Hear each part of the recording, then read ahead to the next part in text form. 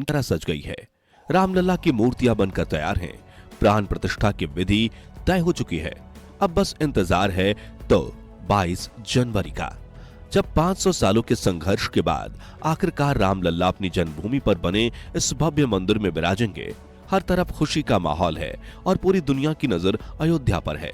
लेकिन अब सवाल आता है कि मूर्तिकारों द्वारा बनाई गई 3 मूर्तियों में से रामलला की कौन सी मूर्ति गर्भगृह में विराजमान होगी? कब बनेगी अयोध्या में प्रभु श्री राम की दुनिया की सबसे ऊंची प्रतिमा? अयोध्या के दौरे पर पीएम मोदी ने जनता से क्या खास अपील की और अयोध्या में कैसा हुआ चमत्कार जिसे देख दुनिया हुई हैरान? जानेंगे इस वीडियो में। लेकिन उससे पहले रामलला के सच्चे भक्त होने के नाते वीडियो को लाइक करने के साथ कमेंट में जय श्री राम जरूर लिखें। 3 मूर्तियां, 3 कलाकार और 5 साल की मेहनत। मंदिर के गर्भगृह में विराजेंगे श्वेत राम या फिर श्याम वर्ण के राम। अयोध्या में भगवान राम के बाल स्वरूप की 3 मूर्तियां बनकर तैयार हैं। तीनों को अलग अलग मूर्तिकारों ने गढ़ा है। पहली मूर्ति गणेश भट्ट ने बनाई है, दूसरी मूर्ति सत्यनारायण पांडे ने बनाई है और तीसरी मूर्ति अरुण योगीराज ने बनाई है। फिलहाल तीनों मूर्तियों को अयोध्या के कार सेवकपुरम में रखा गया है और इन तीनों मूर्तियों को जांच परख कर श्री राम जन्मभूमि ट्रस्ट के सदस्यों ने अपना मत दे दिया है। ज्यादातर सदस्यों को श्वेत मूर्ति पसंद आई है, मगर फाइनल फैसला ट्रस्ट के अध्यक्ष नृत्य गोपाल दास करेंगे, जिसके बाद चुनी गई मूर्ति की पूजा अर्चना शुरू की जाएगी और 17 जनवरी से रामलला को अयोध्या भ्रमण पर ले जाया जाएगा और 22 जनवरी के दिन रामलला मंदिर के गर्भगृह में विराजेंगे। आपको बता दें कि ये तीनों मूर्तियां इतनी खास इसलिए हैं क्योंकि इन तीनों मूर्तियों के मूर्तिकारों ने इन्हें बनाने में सालों की मेहनत लगाई है और मूर्ति की हर बारीकी पर काफी ध्यान दिया गया है। इन तीनों मूर्तियों के आकार समान है, जिसमें 5 वर्षीय रामलला धनुष बाण लिए खड़े हैं और खास बात यह है कि मंदिर के गर्भगृह में रामलला की इस प्रतिमा के साथ सीता मैया की मूर्ति नहीं होगी, क्योंकि यह रामलला का बाल स्वरूप है। मूर्ति की ऊंचाई 51 इंच है और सोने के जिस सिंहासन पर रामलला विराजमान होंगे उनकी ऊंचाई 8 फीट पर होगी।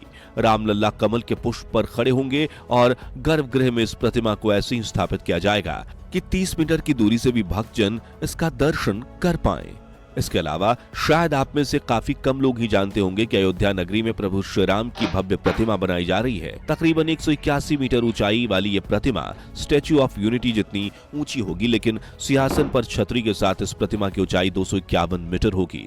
इसी के साथ स्टैच्यू ऑफ लॉर्ड रामा दुनिया का सबसे ऊंचा स्टैच्यू बनेगा।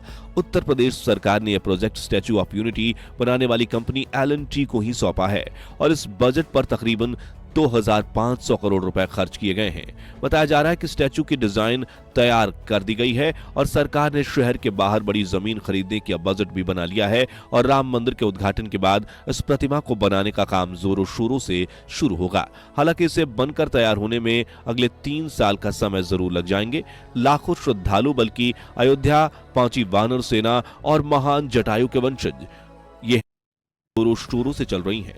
शहर के एक से एक कोने को दुल्हन की तरह सजाया जा रहा है। हर तरफ सिर्फ खुशी का माहौल है और पूरी दुनिया की नजर अयोध्या पर टिकी हुई है। देश के करोड़ों श्रद्धालुओं की तरफ से रामलला की प्राण प्रतिष्ठा के लिए अनेक बेशकीमती तोहफे पहुंचाए जा रहे हैं। इसी बीच नेपाल से भी श्रद्धालुओं का एक समूह अयोध्या पहुंचा है, जिन्होंने श्री राम जन्मभूमि तीर्थ ट्रस्ट के महासचिव चंपत राय को नेपाल की 16 पवित्र नदियों के पानी के कलश भेंट किए हैं।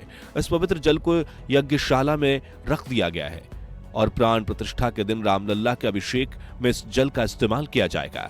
वही दोस्तों, वो कहते हैं ना कि सेवा करने के लिए जेब नहीं बल्कि दिल बड़ा होना चाहिए और यही साबित कर दिखाया है लखनऊ के रहने वाले अनिल कुमार साहू ने, जिन्होंने राम मंदिर को भेंट में दुनिया का सबसे खास तोहफा दिया है। दरअसल अनिल कुमार जो लखनऊ की सड़कों पर ठेला लगाकर सब्जी बेचते हैं, लेकिन उन्हें बचपन से ही घड़ियों में काफी दिलचस्पी थी। कई सालों तक मेहनत करने के बाद उन्होंने एक ऐसी घड़ी बनाकर दिखाई जिसमें 9 देशों का समय एक साथ दिखता है। एक और खासियत है कि मिनट और हावर्स के लिए इस घड़ी में 2 अलग अलग नहीं बल्कि सिंगल काटा है, यानी एक ही घड़ी की एक ही सुई से एक ही समय पर 9 देशों का वक्त देखा जा सकता है। अनिल कुमार ने अपने इस आविष्कार को पेटेंट भी करवाया है और सबसे पहला यूनिट उन्होंने राम मंदिर को तोहफे में भेजा है। और विश्व हिंदू परिषद के वाइस प्रेसिडेंट चंपत राय ने अनुरोध किया है कि इसे मुख्य मंदिर के मंडप में लगाया जाए। हालांकि उनका कहना है कि चंपत राय जी ने मंदिर के पत्थर में छेद करने के लिए मना किया है, तो वो मोदी जी से इसकी अपील करेंगे। अयोध्या के कण कण में बसे प्रभु श्री राम, हर तरफ गूंजा एक ही नाम, जय श्री राम, जय श्री राम। दोस्तों, सड़कों से लेकर दुकानों तक और नए हवाई अड्डे से लेकर रेलवे स्टेशन तक अयोध्या के कण-कण को सजाया जा रहा है। और 30 दिसंबर के दिन जब पीएम मोदी अयोध्या दौरे पर आए, तभी रोड शो आयोजित किया गया, जिसमें नई अयोध्या की भव्यता को देख पूरी दुनिया चौंक उठी। इस रोड शो में हर तरफ जय श्री राम के नारे इस तरह गूंज रहे थे कि पीएम मोदी के भी रोंगटे खड़े हो गए थे। जिसके बाद वो नए अयोध्या धाम रेलवे स्टेशन पहुंचे, जहां उन्होंने 6 वंदे भारत और 2 अमृत भारत ट्रेनों को हरी झंडी दिखाकर रवाना किया। इसके अलावा रेल प्रशासन ने अयोध्या के लिए देश भर से 1000 नई ट्रेनें शुरू करने का ऐलान किया है, ताकि रोजाना 50,000 से ज्यादा श्रद्धालु मंदिर में दर्शन करने आ सके। वहीं मोदी जी ने 1450 करोड़ की लागत से बनने वाले महर्षि वाल्मीकि अंतर्राष्ट्रीय हवाई अड्डे अयोध्या धाम का उद्घाटन किया। इस हवाई अड्डे के टर्मिनल भवन का क्षेत्रफल 6500 वर्ग मीटर होगा, जो कि सालाना 10 लाख यात्रियों को हैंडल कर पाएगा और अयोध्या में टूरिज्म बढ़ेगा। इसके अलावा उन्होंने रोड शो के बाद 140 करोड़ देशवासियों से खास अपील की कि 22 जनवरी के दिन जब अयोध्या में प्रभु विराजमान होंगे, तब अपने घरों में श्री राम ज्योति जलाएं और दिवाली मनाएं, यानी उस दिन पूरा देश जगमगा उठेगा। दोस्तों, आप सभी जानते ही होंगे कि सुप्रीम कोर्ट में जब राम मंदिर और बाबरी मस्जिद को लेकर विवाद चल रहा था, तब अपने फैसले में सुप्रीम कोर्ट ने मुस्लिम कम्युनिटी को मस्जिद बनाने के लिए अयोध्या के ही धन्नीपुर में जमीन मुहैया करवाई थी। जिसके बाद 26 जनवरी 2021 के दिन उत्तर प्रदेश सुन्नी सेंट्रल वक्फ बोर्ड ने तिरंगा लहराकर इसके निर्माण की प्रक्रिया प्रारंभ की थी। इस मस्जिद का नाम पैगंबर मोहम्मद के नाम पर मोहम्मद बिन अब्दुल्लाह मस्जिद रखा गया है और अब 5 एकड़ जमीन पर बन रही इस मस्जिद की डिजाइन भी फाइनल हो चुकी है और आने वाले कुछ सालों में इस पवित्र स्थल के निर्माण का कार्य भी समाप्त हो जाएगा। इसके बाद एक बार फिर मस्जिद में 5000 से भी ज्यादा नमाजी